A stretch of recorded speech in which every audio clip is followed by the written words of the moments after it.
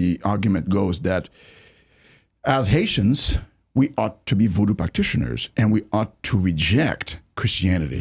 The white man's the religion. white man's religion, because they say Europe, they think Christianity was founded in Europe and that Europe is the one that brought Christianity to Haiti. And in a sense, Europe did bring Christianity to Haiti.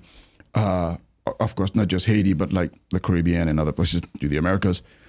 Now, the fact that the colonists are the ones that brought Christianity gives us a bad note. Because, you come with the sword in the Bible. It's kind of like, well, I guess I have to believe, Obviously, we had some great saints that were fighting for the rights of the people. And also, the whole structure, the whole idea of human rights, as to, because slavery has existed for all of humanity, right? But there are certain Judeo-Christian principles about the dignity of the human person. When worked out, it is clear that you can't enslave people, which is why I am so proud of our popes. They've always been on the forefront defending the victims of slavery. Going back to way earlier than the so-called New World, Sicut Adidum or Sicut, I have to find the name of that document. I think it was in the 1400s. But some black natives in the Canary Islands were enslaved, and the Holy Father was like, you release them by this date, or else all of y'all are excommunicated. Period. You don't enslave people. And that was before, all the craziness going on. The slave trade. Exactly.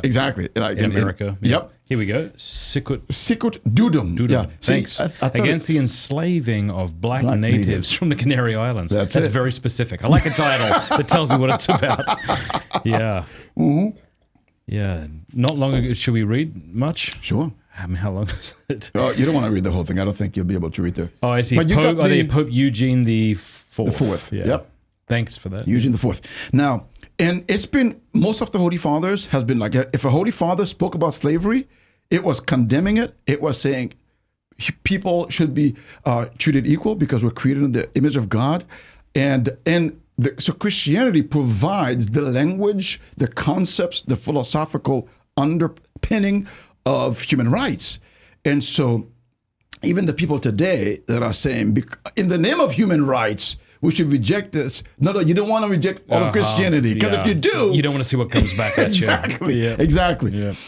But at the same time, they have a right to revolt against preaching about Jesus on the one hand, but yet enslaving people. Now, there is one pope though, Nicholas V. He's like a mystery to all historians studying this issue, because we have such a clean track record for centuries. And Nicholas was what? Nicholas was I'm the all right one. with it. That's what he said. And he's the one people would throw in your face. It's like, what did he say? Yeah, we're talking about Nicholas. Well, what it sounds, wow. There's debate Careful about how it. you say Nicholas as we talk about slavery, please. So, exactly. Yeah. So it'll, actually there's a good book, the Simple Center came out with it. Paul Kengo, I think, is the author. Yeah.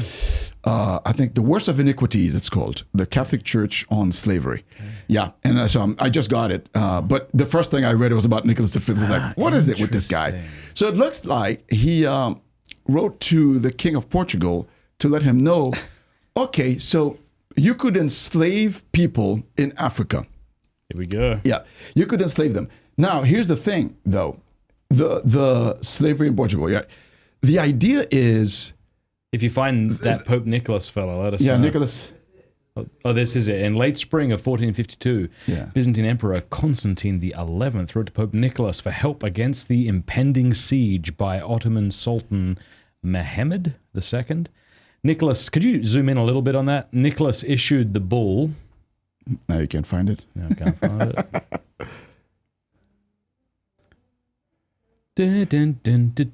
Nicholas issued the bull Dum Diversas, authorizing King Alfonso V, bring that name back, of Portugal to attack, conquer, and subjugate, that word, Saracens, pagans, and other enemies of Christ wherever they may be found. Issued less than a year before the fall of Constantinople, the bull may have been intended to begin another crusade against the Ottoman Empire.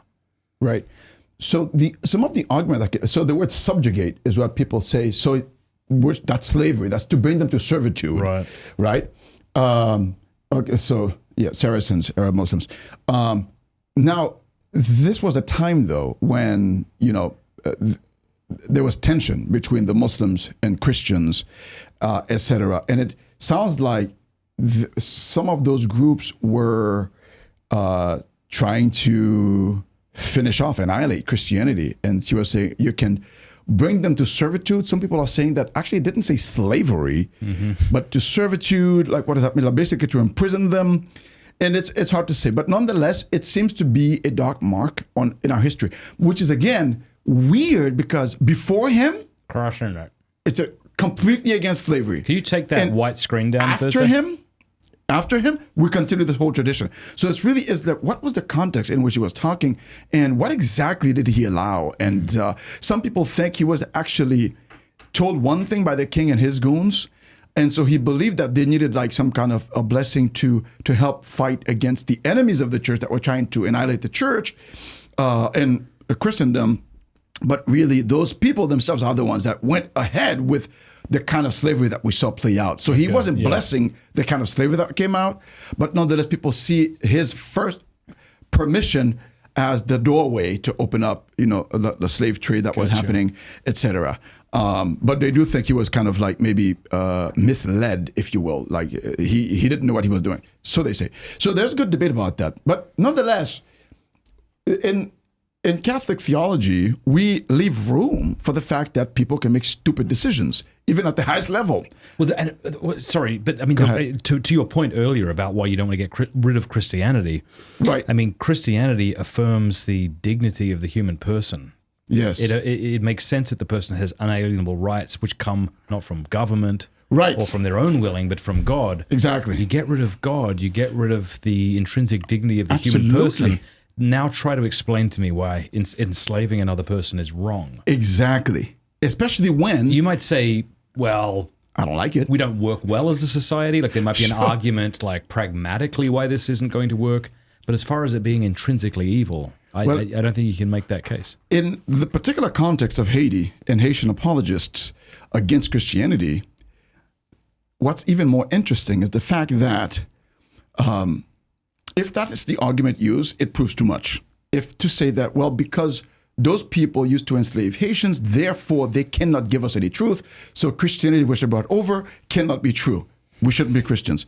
Well, in that case, we shouldn't be voodoo practitioners either, because it was the voodoo practicing king in Africa, in Benin, that actually permitted the capture of blacks, of Africans by Africans, to sell into slavery to those people.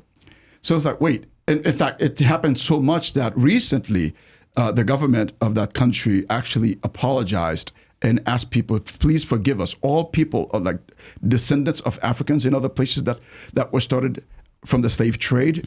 We beg your forgiveness. That should never have been done, right? So basically what I'm seeing is that, oh, you mean original sin is universal? Yes. Humanity will find a way to mistreat others, will find a way to subjugate others, to build ourselves up, and to be greedy. That is part of the consequences of original sin. And that's why we need Jesus. Also, it's very interesting that people think Christianity was born in Europe. So one thing I like to say is, when people try to pitch Christianity against African spirituality, African ancestry. And I'm like, that's cute. So you want to get rid of Christianity, meaning you want to erase the contributions of Africans in Christianity. Because Christianity reached Africa pretty much at the same time that it reached Europe. At Pentecost, we had people from Africa there. In fact, the Ethiopian eunuch that was on his way back from Jerusalem, back to Ethiopia in Africa, He brought the gospel back to Africa. And of course, even before that in the Old Testament, of course, I remember Solomon, the Queen of Sheba, that's in Africa. So there are relations. To this day, some in Ethiopia, they do believe that they are descendants of King Solomon. To this day, right? But more than that, Simon of Cyrene, African. Augustine of Hippo. Augustine, the greatest theologian that most people would say the greatest theologian. I probably lean toward Aquinas, but many would say Aquinas Augustine. would probably say Augustine. Right? Aquinas would say Augustine is the greatest theologian. The theologian said he's African. And so I made a couple of videos. For example, Athanasius. I said, do you realize how much Africans had not only accepted Christianity, but modeled Christianity for the rest of the world, even for Europe? Because when a lot of people in Europe were thinking, oh, maybe Jesus is not God, Athanasius went into exile 5 times to defend the dogma of the divinity of Jesus, right? Athanasius is African, and he was a bishop in Africa. And it was Africa that was telling the world what to believe about Jesus Christ. And so when people try to throw away the whole enterprise, it's like, you don't know what you're doing. But because people are informed by TikTok these days, they're not informed by history. And so that's why, even some of those apologists will try to claim to the mythicist view that Jesus never existed, kind of thing, the stupidest thing that you'll hear. And obviously, in academia, nobody, no respectable historian, atheist, agnostic, Christian, Jewish, none will even entertain that debate. Because it's basically like, young earth creationists in academia. They don't really, like, that's cute. Yeah, you could, whatever. But academia is not talking about that. Like, that question is in a sense resolved. Same thing with the historical existence of Jesus. It's resolved. But people throw it all in as they're trying to find arguments to destroy Christianity, to destroy the Christian faith, especially in the context of Haiti, post-colonial Haiti. And again, I want to understand the hurts that people have felt and the hurts of seeing the likes of me that were subjugated, right? I understand that. Like, I hate that. I'm not proud of that at all. And I condemn that. Whether it's evils done yesterday in the name of the church or evils done today, I condemn it. I don't play with that. And so I understand that hurt and I receive that wound. And so some of those people are really aggressive. A couple of them I've wanted to kind of debate, but then people have helped me to realize that actually, Father, you couldn't, because they would get so wild and I can get a little, my blood can kind of boil a little bit and I might be tempted to get wild, but I wouldn't be able to. And so I would get frustrated that, they're throwing out all this. So I'm like, you know what? Maybe I'll just do better by producing good content, allowing people to see it, etc. Well, our passions blind us. And we often want our passions to blind us. When I was a teenager, I threw every argument I could at Christianity. All of them were half-baked, but it didn't matter. It didn't matter. I just wanted to, throw, they call it the shotgun fallacy. There's other names where you just throw many objections at it. None of them have to be good, but basically I wanted to have sex with my girlfriend. So I'm going to need Christianity to be false. And I know that people have sincere reasons for why they think Christianity is false. But very often we are led around by our passions. And any reason will do. So if we can say that Christianity is based in racism or whatever, we will take that. And, exactly. Hey, thank you so much for watching. Before you go, do us a favor, leave a comment, let us know what you thought of the video, like, and subscribe.